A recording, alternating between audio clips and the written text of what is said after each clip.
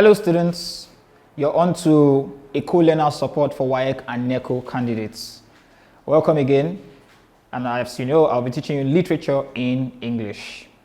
Today we want to look at a non-African prose.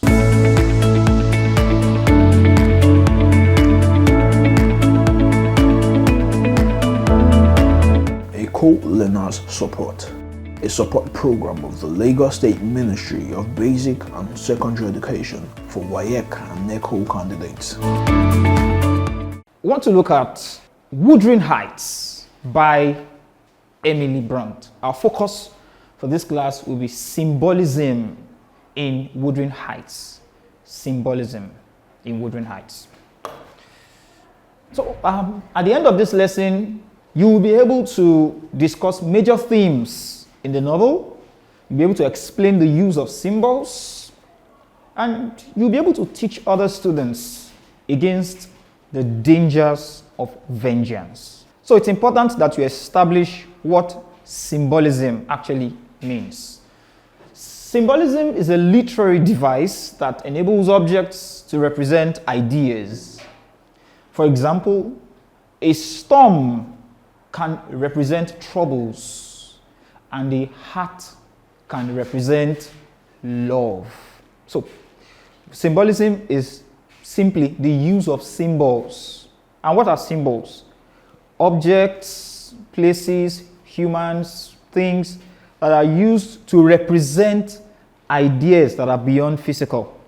Okay? So, for instance, if I tell you that I'm going through storms, like you can see on the board, storms, you know that storm naturally is a kind of a strong wind that blows wildly, but of course I do not really mean that kind of storm. There's a connotative meaning attached to storm there, and that is that I'm going through some challenges, troubles, problems, and I've represented those troubles using storm because they have similar characteristics. So we want to look at some symbols or symbolism in Wuthering Heights. Let's go ahead. Wuthering Heights, a Gothic novel written by Emily Blunt in 1847, that's pretty long, contains many symbols that help readers identify novel's themes. Let's look at our first symbol here. Wuthering Heights and Thrushcross Grange. Wuthering Heights and Thrushcross Grange. Yes, that's the location, the setting, the two major settings of the novel. Of course, both of them are very far apart, about 6 miles apart. Nevertheless, those two places have things that they represent that hates even the understanding of the novel itself. All right, Wuthering Heights and Thrushcross Grange are two large estates located in the moors of England in a place called Grange. Because they are removed from society, they exist in their own world. In this way, they are microcosm, a small representation of the bigger world. So, Wuthering Heights and Thrushcross Grange, although are in the outskirts of England or in the moors of England, the things that happen between those two places, both in Wuthering Heights and in Thrushcross Grange, even the buildings themselves, represent what you can find in the bigger city or in the larger city life. Okay? Another symbol you will find here is the symbol of windows. Windows in Wuthering Heights are symbols of the boundaries between poverty and wealth. Don't forget that the narrator, when Nelly was narrating what happens to Catherine when she goes to the Thrushcross Grange and she got beaten by a dog and was taken into the house for proper care, we were reminded that when Heathcliff came around, Heathcliff was downstairs while the people in the house could only see him through the window. And in fact, it was from the window that they began to build a resistance against Heathcliff and did not want him around. First, because they think that he's responsible for Catherine's predicament, what Catherine has gotten herself into, or what has happened to her. They think that Heathcliff is responsible for it. And apart from that, they see him as a mere boy from no place. And so they built a resistance and asked him to leave and never come back. So they could see him through the window. The window there is not just window. We have seen the recurrence of window in the novel. And many times it's used to draw a boundary between two different kinds of people.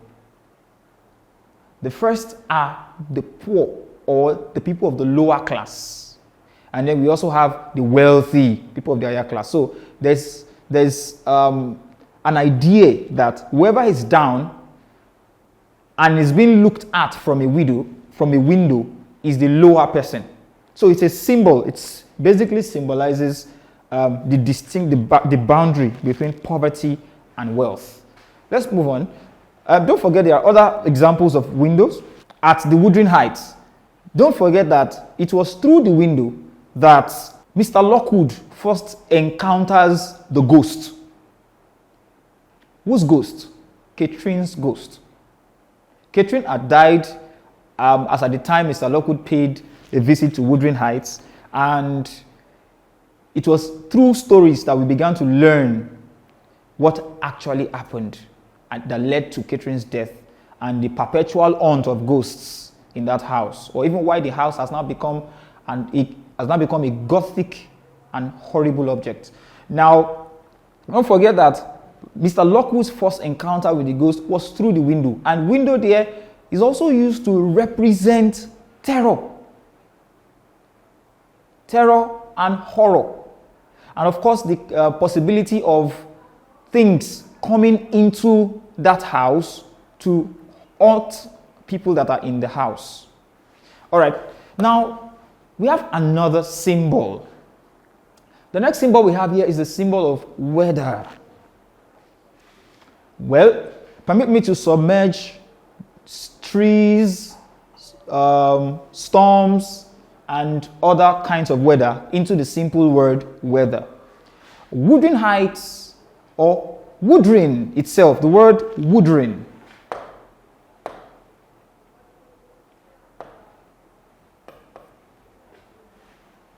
The word Wuthering itself means tumultuous or tumultuous storms, which is an accurate name for the estates of the Wuthering Heights and is often engulfed by stormy weather. This symbolizes the characters' turbulent emotions and their inability to escape these feelings. Weather is a very, very important symbol in Wuthering Heights because from time to time, different characters are caught up in tough weathers, that of rain, that of storms, that of hail, and Wuthering Heights itself often encounters these kind of weathers. Mr. Lockwood's first encounter in the opening chapter of the novel was a clear example where he could not even go out because it was seriously cold out there. The harsh weather itself is representative of the emotions of some of the characters in the story. One of these characters is Mr. Heathcliff. We all know that Heathcliff was a young boy brought all the way from Liverpool by Mr. Earnshaw. He was an orphan boy But Mr. Henshaw loved him so much, decided to take care of him, cater for him, and give him a good life. Unfortunately, this does not go down well with other people in the house, except for Catherine, who falls in love with him. Now, as we would have read in the original text, along the line, Catherine got caught up in the hands of Edgar Linton, and began to stay with the Lintons, and in fact got married to the Lintons. And this was not good for Heathcliff. Heathcliff became a shadow of himself. He went away for years and then returns tough and vengeful, even though very rich. And then he decides to carry this vengeance all through his life, especially on the discovery of Catherine's death.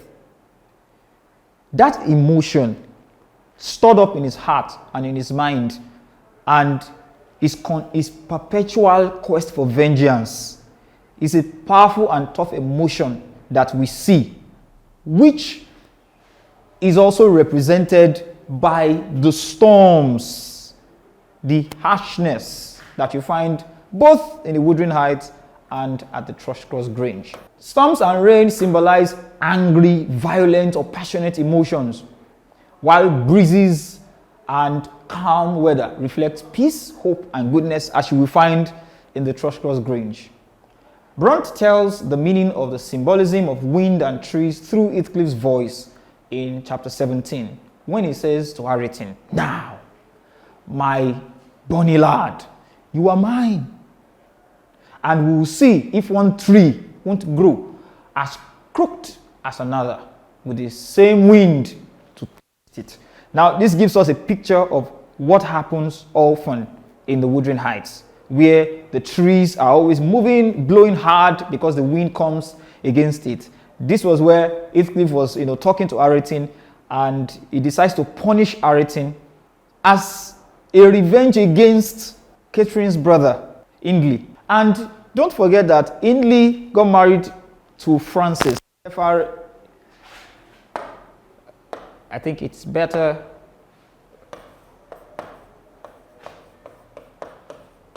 he returned from college one day and came back with a lady, a wife, Frances. And with Frances, Hindley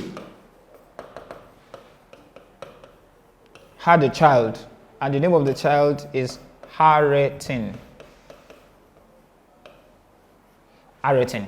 Now, it is this Hareton that Heathcliff refers to here, and was talking to him and saying that, "I'm going to make sure that your life is miserable, just like the wind and the trees that blows at the Wuthering Heights." This is pathetic. We have another symbol. It's a symbol of the dog. Apart from the violent attacks on Mr. Lockwood and Catherine, don't forget that Mr. Lockwood had a violent attack, dog attack, when he visits the Wuthering Heights, and Catherine encounters something similar at the Thrushcross Grange. The Thrushcross Grange, that's ironical, because the Thrushcross Grange is supposed to be a place for the wealthy and rich. In fact, she's purportedly safe at the Thrushcross Grange, but our first encounter wasn't too good. Some have argued that it was because of the presence of Heathcliff. So the vengeance of Heathcliff continues to follow Catherine wherever she goes. Now, we see that representing the horror of Wuthering Heights, dogs represent instincts, often protective of violent ones, which combines training and obedience, such as with Hareton, who is turned into a loyal watchdog. After Heathcliff had mesmerized Hareton into the kind of person he is now, he becomes violent too, and began to, misbehave and maltreat people who comes to the Wuthering Heights. Summarily, dogs symbolize individuals treating other individuals as less valuable and less worthy of happiness and fulfillment, and more like possessions to own, to control, and to abuse. At a point in time, Heathcliff refers to the Aretin and some other people in the house as dogs, as watchdogs. And in fact, there was a commentary against the people that are in the house by Isabella, and saying that by Catherine, when Isabella got married to Heathcliff, Catherine says that that Isabella is just more or less like a dog in a horse's stable, or a dog guarding a horse, and that is truly ironic, because he knows that the only thing that a dog can do is to behave angrily, to behave wild, and it's not possible that something violent or wild protects the other. So even though he's now married under the guise of love and infatuation, even though Isabella is now married to Heathcliff, Catherine foresees that it's going to be dangerous for her. So she refers to her as a dog, the situation as a dog guarding a horse's stable. Now let's look at a practice question together. Discuss the use of symbols in the novel. We have just looked at them, and then it's my duty to let you understand how to go about this question. So the first thing to do, you already have a list of the symbols or the use of symbolism in the text. So you go ahead to give a brief summary of the text or of the novel, which must include the thematic preoccupation.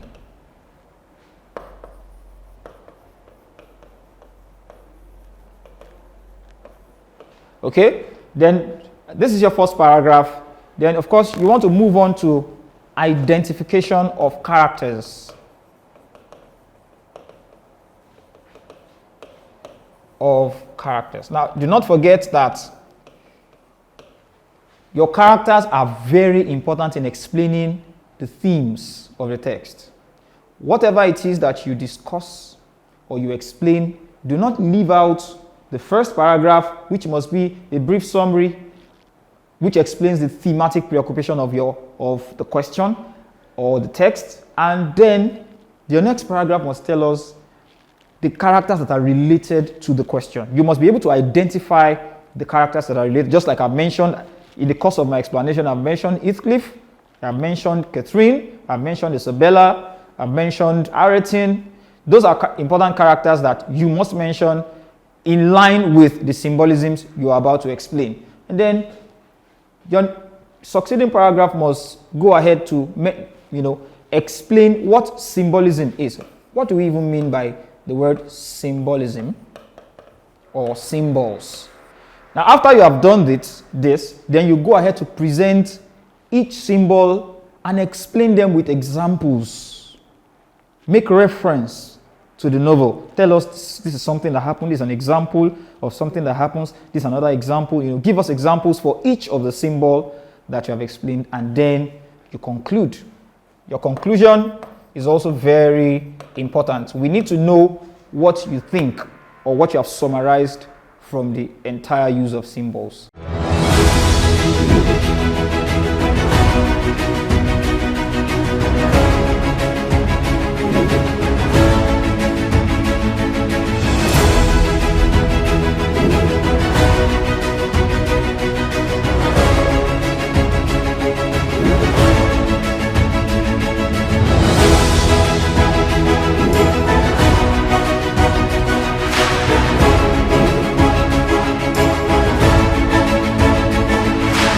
Thank you very much for listening. If you have questions and comments, please, you can reach us on our social media and those displayed on the screen.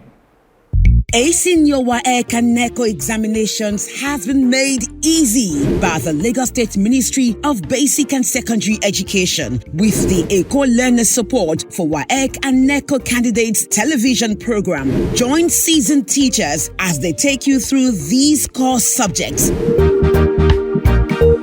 Target getting the exact syllabus of WAEC and NECO. Watch Eko Learners Support for WAEC and NECO candidates through these social media platforms to access more educational content and give their feedback. Eko Learners Support for WAEC and NECO candidates. Pass your examinations with flying colors.